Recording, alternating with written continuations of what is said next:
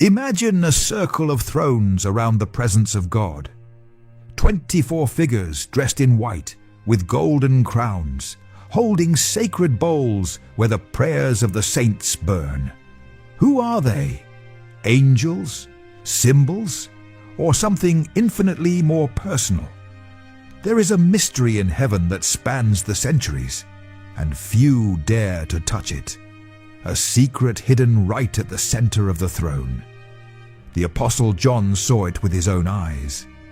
And what he saw challenges everything you thought about prayer, suffering, and eternal destiny. Because if these 24 elders are already enthroned, what does that reveal about your future? About what awaits you beyond the pain? In this video, the veil will be torn, and you will discover why every battle you fight carries more weight than you imagine. And what is in their hands may be exactly what you have been crying out for in silence. Close your eyes for a moment and imagine being isolated on a barren island surrounded by stones, salt, and silence. John, the last living apostle, is not there for a crime, but for faith. Condemned by Rome, alone, old and tired, when suddenly heaven opens. But not like lightning or a dream. It opens like a luminous wound, a tear in the fabric of reality, and he is pulled inside. John crosses spiritual layers as one crosses veils, and in the next instant, he is no longer in Patmos. He is before the throne revelation. Chapter 4, verse 2 reveals, "And behold, a throne was set in heaven, and one sat on the throne." It is not a symbolic seat. It is the center of the universe. Lightning comes out of it. Voices and thunders resound, as if every sound were an eternal sentence. And around that throne, there is something no man has ever seen. 24 thrones circle the main throne, and on each of them, a being is seated. They wear white robes that shine with inhuman purity. Upon their heads, golden crowns gleam like fulfilled promises. They are not standing like servants. They are seated like those who reign. The circle is perfect. Like a heavenly council that has already taken its position, John can barely breathe. What he is seeing is not decoration of heaven. It is structure. It is purpose. And no detail there is accidental. Every throne, every crown, every garment carries a meaning that surpasses symbols, because those who are there are not there by chance. They are there by conquest. They are there because they overcame. And what John sees next challenges everything we think about who is truly around God. John tries to understand what he sees, but the inevitable question explodes in his soul. Who are these 24 elders? They do not look like the angels we know. They have no wings, nor do they fly around the throne. They are seated, they are crowned, and above all, they sing something the angels could never sing. Their appearance is not symbolic. It is personal. They wear the same white robes that were promised to the overcomers in the letters to the churches. And their crowns are not of divine sovereignty, but of human conquest. Stephanos, like the athletes who win the race of faith.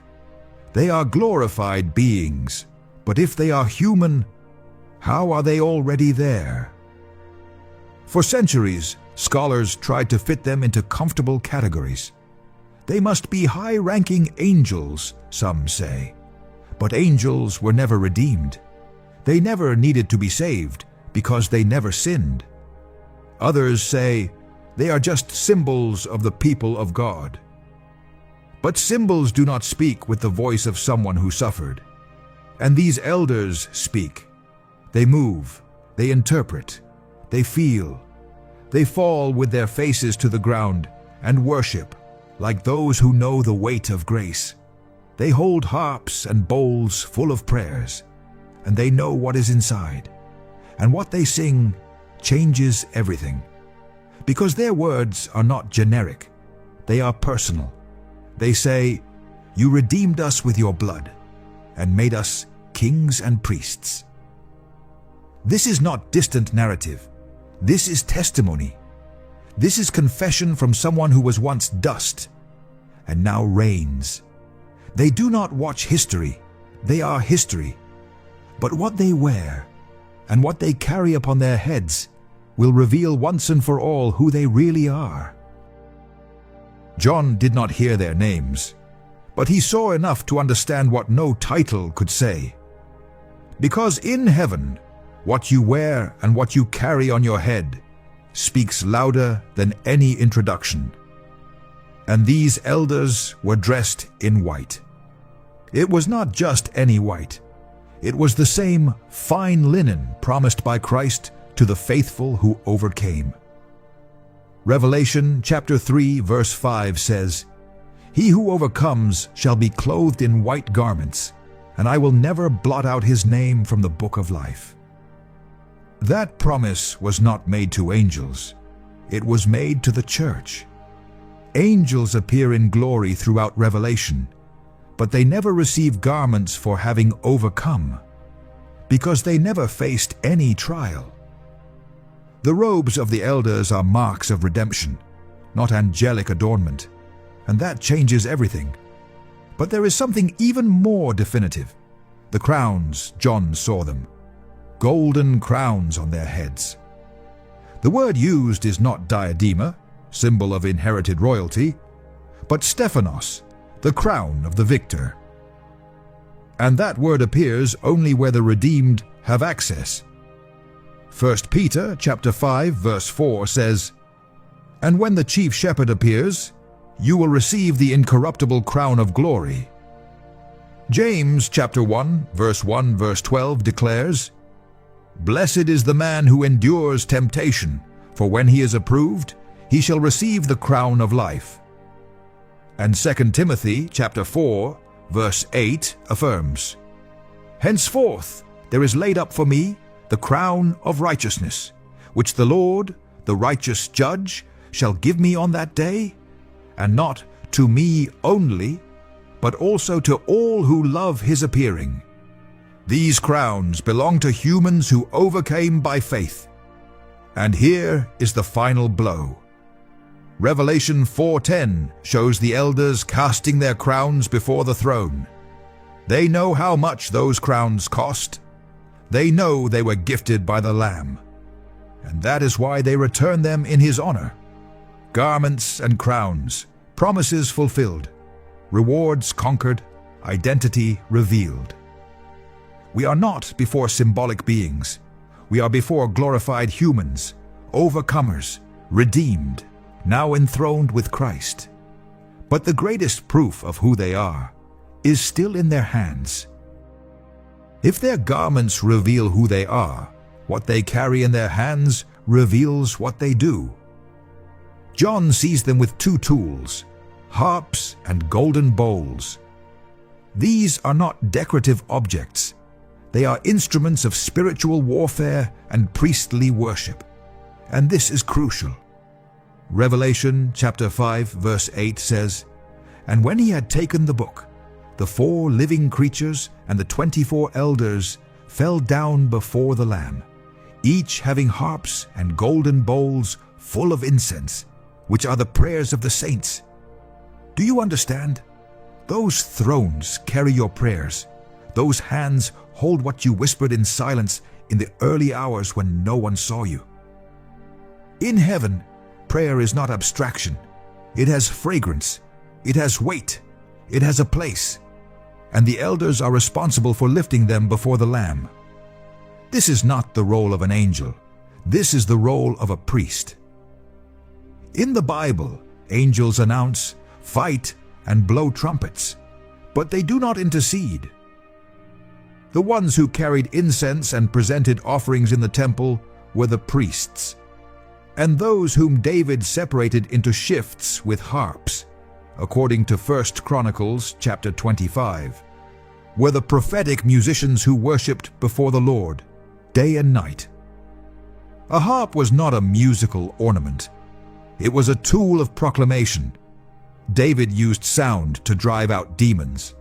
The prophets prophesied with music, the strings vibrated with revelation. Now look, the elders are holding harps and bowls. They worship and they intercede, exactly like the priests in the Temple of Jerusalem.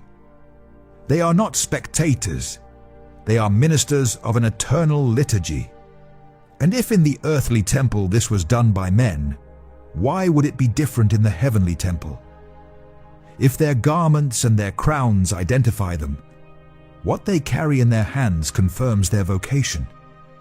But when they move and speak to John, a new mystery is revealed, and the last doubt begins to fall. If the 24 elders were merely static symbols, they would not move. But in Revelation, they not only move, they proclaim, interpret, teach, sing, bow down, and give thanks, and each one of these actions reveals who they truly are. In Revelation 4, when John sees them for the first time, they are seated around the throne. But when worship begins, they rise, bow, and cast their crowns before God.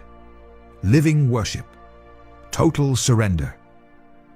Then, in Revelation 5, when the Lamb takes the sealed book, they bow again, now with harps in their hands and golden bowls raised. They sing a new song, and the content of the song is definitive. You have redeemed us to God by your blood, and made us kings and priests. They are not observing, they are testifying. They speak from within redemption. In Revelation 7, the scene changes. A multitude appears dressed in white. And now, one of the elders leans over and speaks directly to John.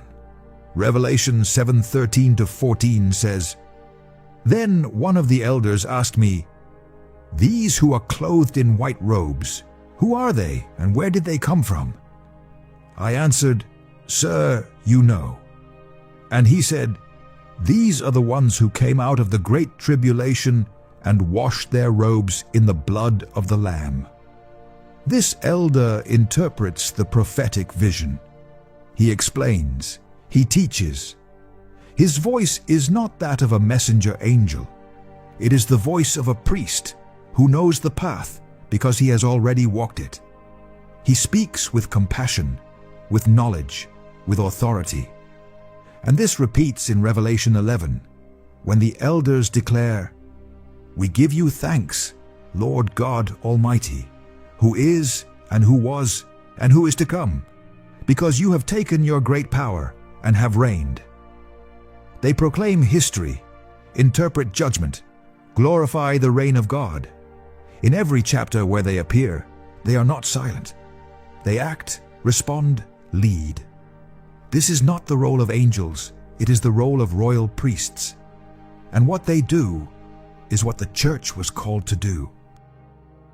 To conclude, reflect.